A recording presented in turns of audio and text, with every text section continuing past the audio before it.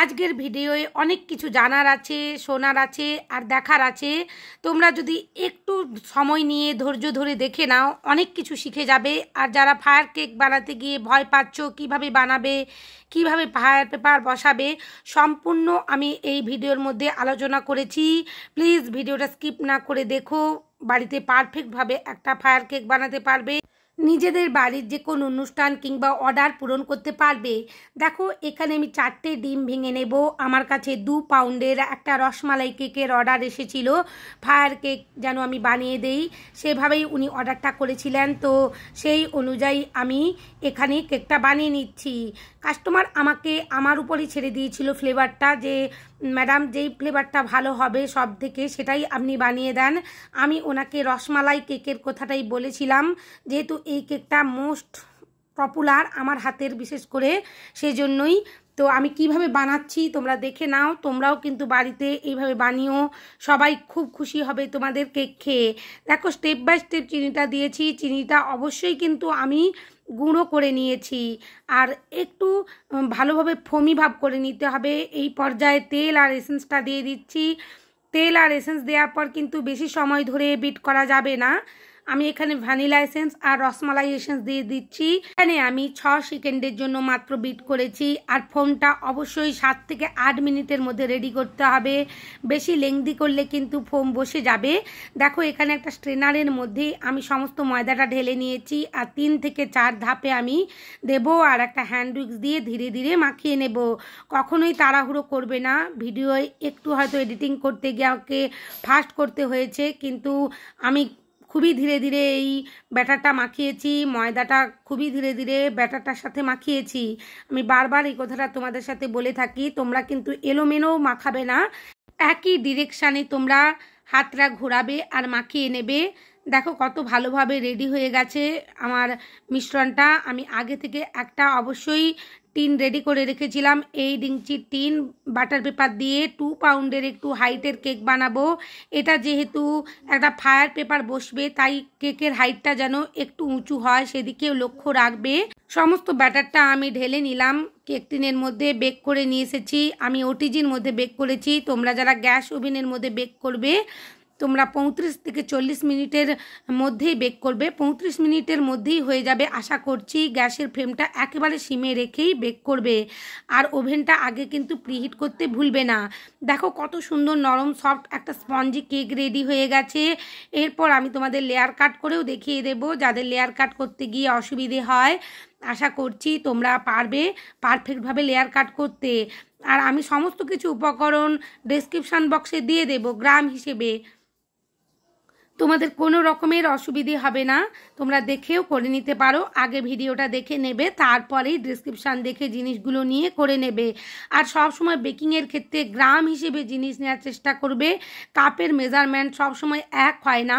আমি যখনই বানাতে যাই কিছু কেক বানাতে যাই না কেন, সব সময় আমি গ্রাম হিসেবেই সমস্ত কিছু মেজারমেন্ট নিয়ে থাকি। দেখো এখানে আমি অল্প করেই ক্রিম দিয়েছি, ধীরে ধীরে সমস্ত ক্রিমটা স্প্রেড করে নেব। এক জায়গায় কিন্তু স্তূপ করে রেখে দেবে না ক্রিমটা, ভালোভাবে প্যালেট নাইফ দিয়ে আগুপিছু করে করে ঘুরিয়ে নেবে। একটু প্রথমে কেক বানাতে গেলে অসুবিধে হয়, আমারও ক্ষেত্রে হয়েছিল। আমি যখন প্রথম বানাতাম ক্রিমটা যেন কিছুতেই যাচ্ছে না আর প্যালেট নাইফটা যেন আগুপিছু করতে পারছি না, কিন্তু ধীরে ধীরে প্র্যাকটিস করতে করতে নিশ্চয়ই হবে। এগুলো প্র্যাকটিসের জিনিস, একটু প্র্যাকটিস করবে, বাড়িতে বানাবে, সবাইকে খাওয়াবে, এইভাবেই তো তোমার প্রচার হবে আর সবাই তোমার কাছে অর্ডার করবে।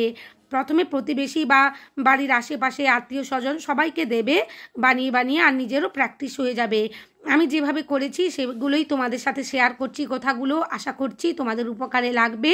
দেখো এখানে বাদাম আর রসমালাইয়ের যে মিষ্টি সেটা দিয়েই আমি খুব ভালোভাবে লেয়ারে ভরে নিচ্ছি।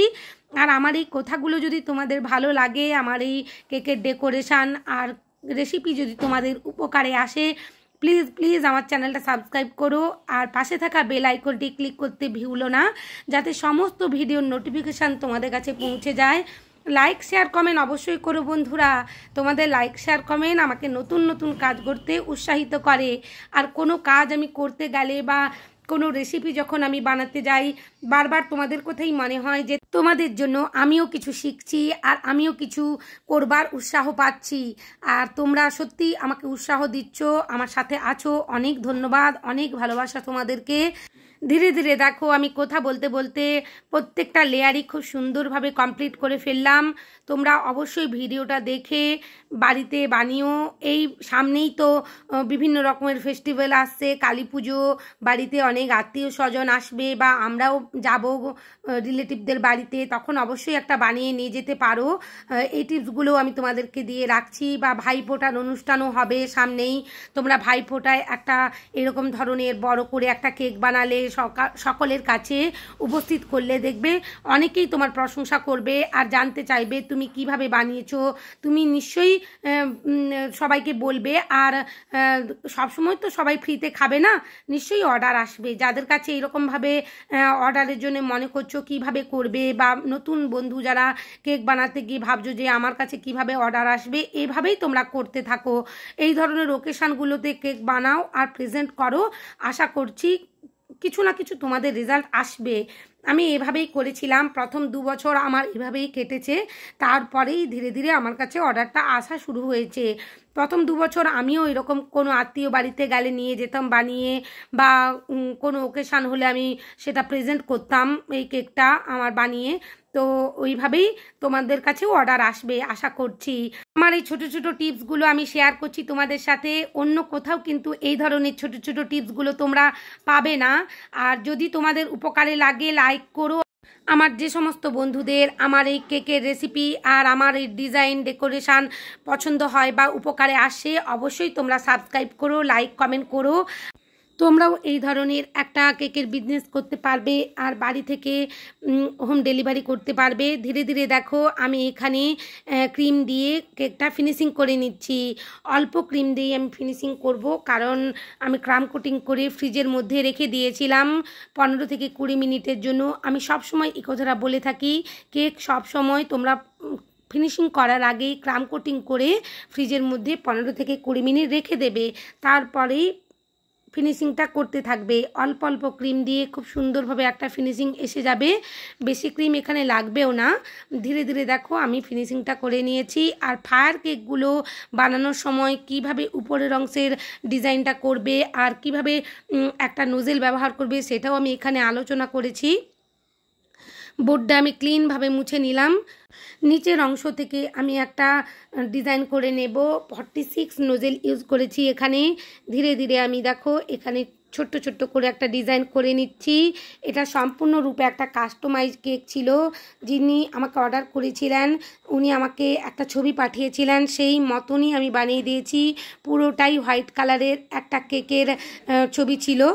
দেখো নিচের অংশে আমি খুব সুন্দরভাবে একটা বর্ডার করে দিলাম। এরপর উপর থেকে যে ডিজাইনটা করব আমি এখানে 6B নোজেল ইউজ করেছি।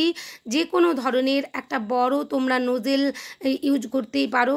এই নোজেলগুলো দিয়ে কাজ করলে অনেকটা ক্রিম এখানে যাবে আর উঁচু হয়ে থাকবে।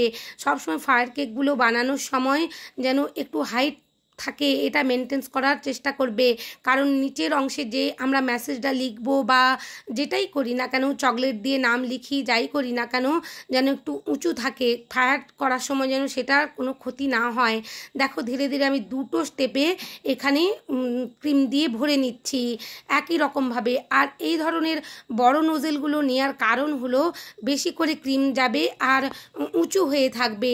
আশা করছি আমার কথাটা তোমরা বুঝতে পারছো আর ভিডিও দেখানো পদ্ধতিটাও তোমরা বুঝতে পারছো। যদি কোনো রকমের অসুবিধে হয় আমাকে কমেন্ট সেকশানে কমেন্ট করে নিতে পারো।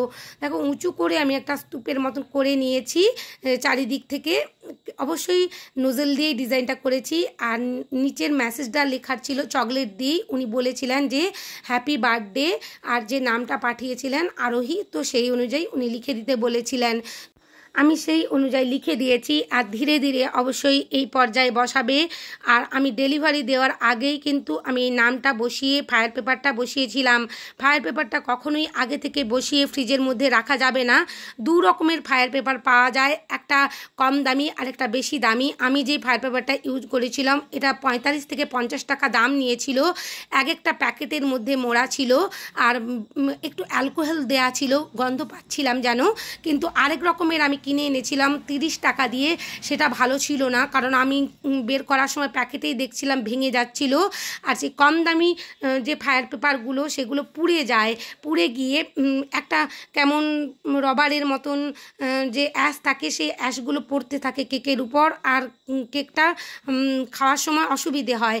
তাই সবসময় বেশি দামি ফায়ার পেপারটাই তোমরা একটু ব্যবহার করবে, কোয়ালিটি সবসময় মেনটেন্স করবে, এটাও আমি বলে থাকি। দেখো প্যাকেটের মধ্যে এখানে একটাই আছে, একেবারে নরম পাতলা। প্রথমে আমি বসিয়ে মেপে নেব কতটা আমার দাগ হচ্ছে। আমি একটু করে কিন্তু বেশিই রাখবো, কারণ একেবারে সেম সেম কাটবো না, সেম সেম কাটলে কেক থেকে ছেড়ে যাবে। আমি অনেক দূরে এই কেকটা ডেলিভারি করার ছিল, তো আমি প্রথমে দাগটা নিয়ে নিলাম, নিয়ে একটু সাইড থেকেই কেটে নেওয়া হচ্ছে। আমার হাজব্যান্ড দাঁড়িয়ে ছিল, ও বলল আমি কেটে দেবো, দাও, তো ও কেটে দিচ্ছে। দেখো এখানে একটু কিন্তু ক্রিমের সাইড থেকেই কেটে নিয়েছি, যেন সাইড থেকে একটু বেরিয়ে থাকে। এরপর আমি উপর থেকেও একটা ক্রিম দিয়ে ডিজাইন করব। সবসময় কিন্তু মাথায় রাখবে এই ফায়ার পেপারগুলো কখনোই এইভাবে বসিয়ে রেখে দেবে না ফ্রিজের মধ্যে, তাহলে আর জ্বলবার সময় জ্বলবে না। সব সময় ডেলিভারি দেওয়ার আগেই এটা বসাবে। আর ক্রিমের মধ্যে একটা জল থাকে, সেটা যদি ফায়ার পেপারে লেগে যায় তো ফায়ার পেপারটাও নরমও হয়ে যাবে। তাই সমস্ত সাবধানতাটাই অবলম্বন করতে হবে।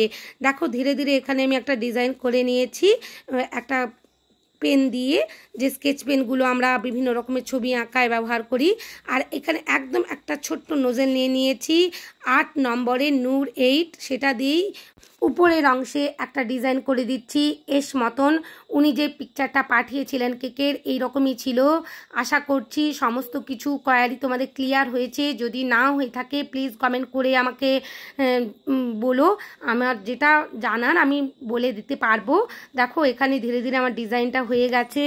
এরপর আমি আরেকটু, যেহেতু সাইডের অংশ থেকে ফায়ার পেপারটা দেখা যাচ্ছিল, তাই ক্রিম দিয়ে আরেকটু ডিজাইন করে নিলাম, যাতে কোনোভাবেই না কিছু বোঝা যায়।